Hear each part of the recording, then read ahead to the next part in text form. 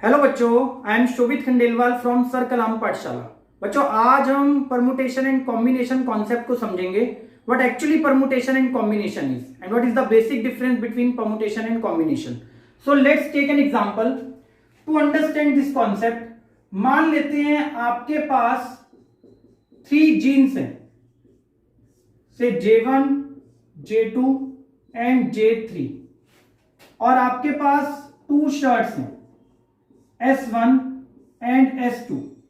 अब आपको एक जीन्स के साथ एक शर्ट पहननी है और आपको यह देखना है कि आपके पास कितने ऑप्शंस हो सकते हैं एक शर्ट और एक जीन्स को पहनने के।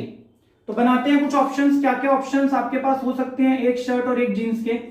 इधर you can wear jeans 1 with shirt 1 और you can wear jeans 1 with shirt 2।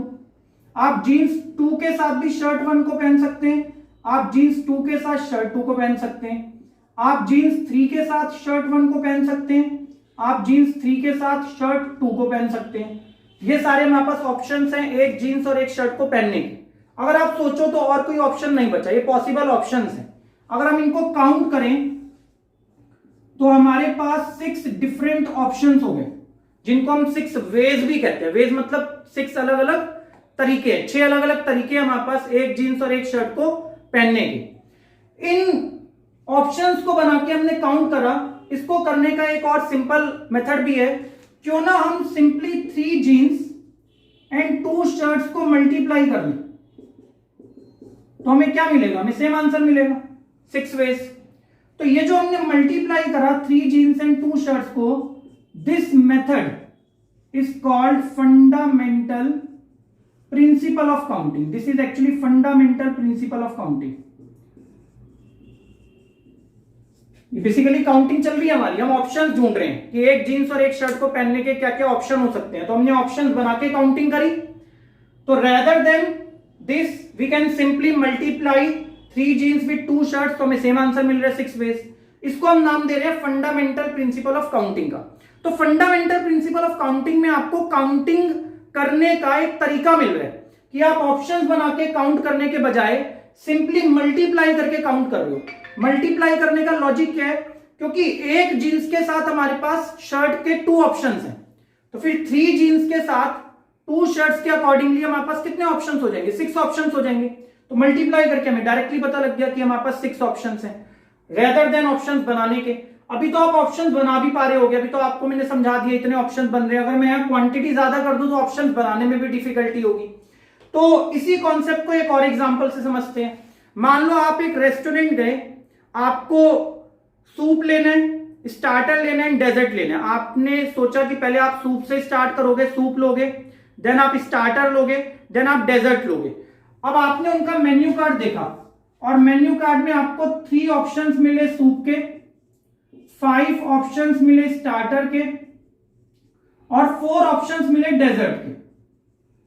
अब आपको क्या करना है? 1 सूप, 1 स्टार्टर एंड 1 डेजर्ट लेनी है और आपके पास ये ऑप्शन है मेन्यू कार्ड में। तो आप कितने तरीके से, आपको ये पता लगाना है आपके पास कितने तरीके हैं एक सूप, एक स्टार्टर और एक डेजर्ट लेने के। तो ये पता लगाने के लिए हम सिंपली इनको मल्टीप्लाई कर लेंगे। 3 सूप्स, 5 स्टार्टर्स एंड 4 डेजर्ट को अगर हम मल्टीप्लाई कर लें तो हमारे पास 60 वेज आ जाएगा।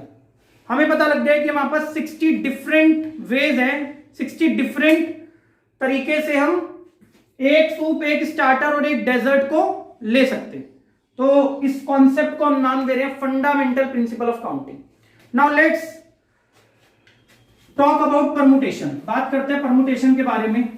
परमुटेशन क्या होता है? अगर हम परमुटेशन की डेफिनेशन देखें, permutation in simple words means arrangement of number of objects in a definite order. अगर हम कुछ ऑब्जेक्ट्स को एक डेफिनेट ऑर्डर में अरेंज करते हैं तो उसी को हम नाम देते हैं परमुटेशंस का। इसको भी हम समझते हैं एक एग्जांपल से। फॉर एग्जांपल, मान लो हमारे पास 3 पेन है अलग अलग कलर के, red, blue and green. We have 3 pens of different colours. अब मैंने ये कहा कि हमें 3 पेन में से किन्हीं 2 पेन को अरेंज करना है। We have to arrange 2 pens out of 3 pens. तो कितनी अरेंजमेंट हो सकती हैं? तो बनाते हैं कुछ अरेंजमेंट्स। अरेंजमेंट्स मींस एक डेफिनेट ऑर्डर में उसको रखना। अरेंजमेंट का मतलब होता है एक लाइन से रखना, फर्स्ट नंबर पे क्या होगा, सेकंड नंबर पे क्या होगा, थर्ड नंबर पे क्या होगा, इसे हम अरेंजमेंट कहते हैं। अरेंजमेंट में ऑर्डर मैटर करता है। तो कितनी अरेंजमेंट हो सकती है अगर हमें 2 पेन्स को अरेंज करना है? आप रेड और ब्लू लेके भी अरेंज कर सकते हो। आपने फर्स्ट नंबर पे रेड रखा, सेकंड नंबर पे ब्लू रखा, ये एक अरेंजमेंट हो गई। अगर मैं रेड और ब्लू की पोजीशन को चेंज कर दूं, ब्लू पहले कर दूं, रेड बाद में कर दूं, तो this is actually a different arrangement. Red blue एक अलग अरेंजमेंट है, ब्लू रेड एक अलग अरेंजमेंट है, क्योंकि यहां पे ऑर्डर मैटर करता है। रेड ब्लू में रेड फर्स्ट नंबर पे, ब्लू सेकंड नंबर पे, जबकि ब्लू रेड में ब्लू फर्स्ट नंबर पे और रेड सेकंड नंबर पे।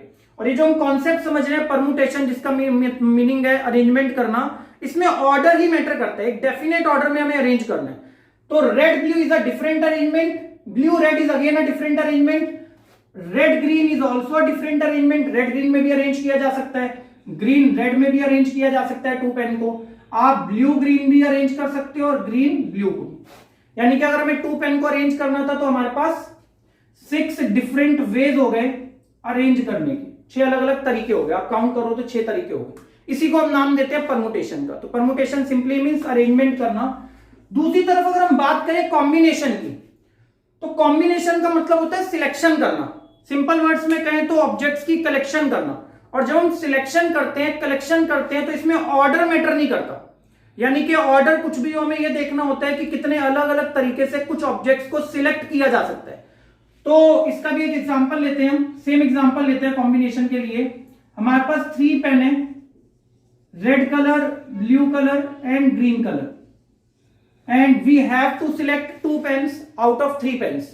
तो कितनी सिलेक्शंस पॉसिबल है, कितने अलग अलग तरीके से हम 2 पेन्स को सिलेक्ट कर सकते हैं 3 में से। तो या तो हम रेड के साथ ब्लू पेन को सिलेक्ट कर सकते हैं, या हम ब्लू पेन के साथ रेड को सिलेक्ट कर सकते हैं। बट अगर आप सोचो तो क्या ये दोनों डिफरेंट सिलेक्शन हुए? नहीं, सिलेक्शन के पॉइंट ऑफ व्यू से ये दोनों सेम है। आप रेड के साथ ब्लू को सिलेक्ट करो या ब्लू के साथ रेड को सिलेक्ट करो, बात तो एक ही है। सिलेक्शन में ऑर्डर मैटर नहीं करता, डेफिनेट ऑर्डर होना जरूरी नहीं है। सिलेक्शन में ये मैटर करता है कि हम कितने ऑब्जेक्ट्स अलग अलग सिलेक्ट कर सकते हैं। अगर हम रेड के साथ ब्लू को सिलेक्ट कर रहे हैं और बाद में ब्लू के साथ रेड को सिलेक्ट कर रहे हैं, तो अल्टीमेटली हो तो रेड और ब्लू ही सिलेक्ट रहे ना। चाहे आप रेड को पहले सिलेक्ट करके ब्लू को कर लो या ब्लू को पहले सिलेक्ट करके बाद में रेड को कर लो, तो बोथ आर सेम। सिलेक्शन के पॉइंट ऑफ व्यू से दोनों का मतलब सेम हो गया। अब अगर आपको एक डिफरेंट सिलेक्शन चाहिए तो आपको इन दोनों में से किसी एक पेन को डिफरेंट लेना पड़ेगा, डिफरेंट कलर का लेना पड़ेगा। तो मैं रेड के साथ अगर ग्रीन को ले लूं, now this is a different selection. अब ये एक डिफरेंट सिलेक्शन होगी। अगर मैं ब्लू के साथ ग्रीन को ले लूं, now it is also a different selection, ये भी एक डिफरेंट सिलेक्शन होगी।